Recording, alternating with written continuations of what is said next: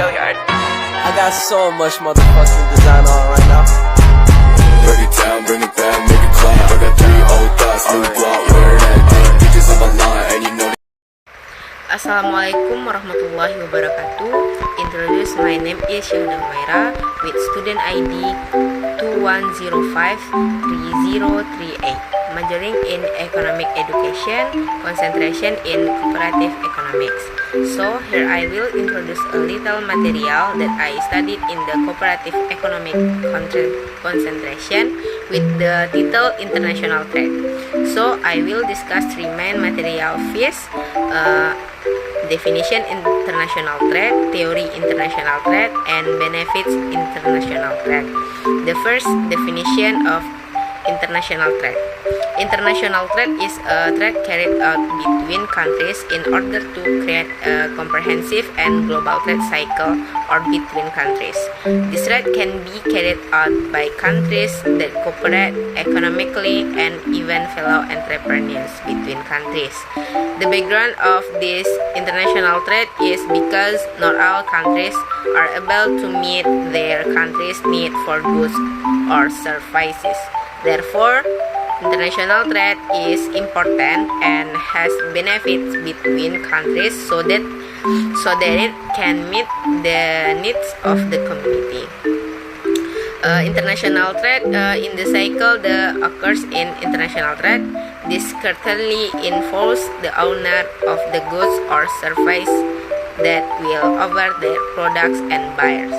However, the transaction carried out are of course based on procedures that apply internationally. For example, export, investment made by setting up factories outside the country. The second, the theory underlying the existence of international trade. 3 are 2 things that need to be understood as the theory underlying international trade, namely the theory of absolute advantage and the theory of comparative advantage with the following explanation. Number 1. Absolute advantage theory. In the theory of absolute advantage, it is explained that international trade will provide benefits to a country on the condition that the producing country sets a lower price and compared to prices that have been set in other countries. For example, countries X production dictates 5 soap per hour, while in country B 2 soap per hour. Then for country A, shampoo produce 3 shampoo per hour and country B 7 shampoo per hour. Why is there a difference? Because in country A, the effective and efficiency of soap production occurs in contrast to country B, which is less effective. Vice versa for shampoos, that B is more effective, with difference in production and effective between countries. International trade exchange can be carried out, that is, with country A buying shampoo, country B and buying soap for country A. There will be a profit for both countries if country A sells soap and country B sells shampoo. Number 2, the theory of comparative advantage. The existence of the theory of comparative advantage is that a country doesn't have an absolute advantage in the production of goods. A country can trade internationally, namely choosing the most effective and efficient good for the production process. In this example, for example, that in country A, the production of soap can be 5 soap per hour, while in country B only 2 soap per hour. Then for shampoo, country A for shampoo can produce 2 shampoo per hour and country B 2 shampoo per hour. It can be said the both have efficiency. However, in country A, the raw material for shampoo are more and less benefit from international trade. By trading internationally, it is certain that every country will benefit greatly.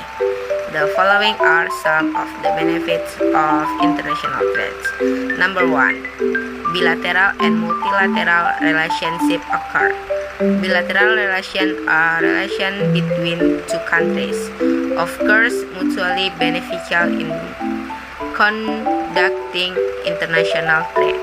Meanwhile, multilateral is cooperation between various countries without any regional boundaries, so that the rich can be wide throughout the world. Number 2. Help each other quickly with international trade. Of course, there will be efficiency and effective of goods or service between countries, so that they can help each other meet their needs, as well as choosing a faster production process, so that it can save time, cost, and increase selling price. Number 3. Improving the welfare of a country. If there is trade between all countries, it will certainly provide an increase in welfare, with the export and import carried out between countries as a form of trade. Number 4. Internal and external benefit. Internal benefit can certainly be felt by the country concerned, while the external is felt by other countries involved in it, so that in a trade things happen that are mutually beneficial to each other. And last, expanding job opportunities. By opening international trade as much as possible, it will affect the need for war. This will create new job opportunities for the country to speed up the production process. So the job opportunities are getting wide with international trade.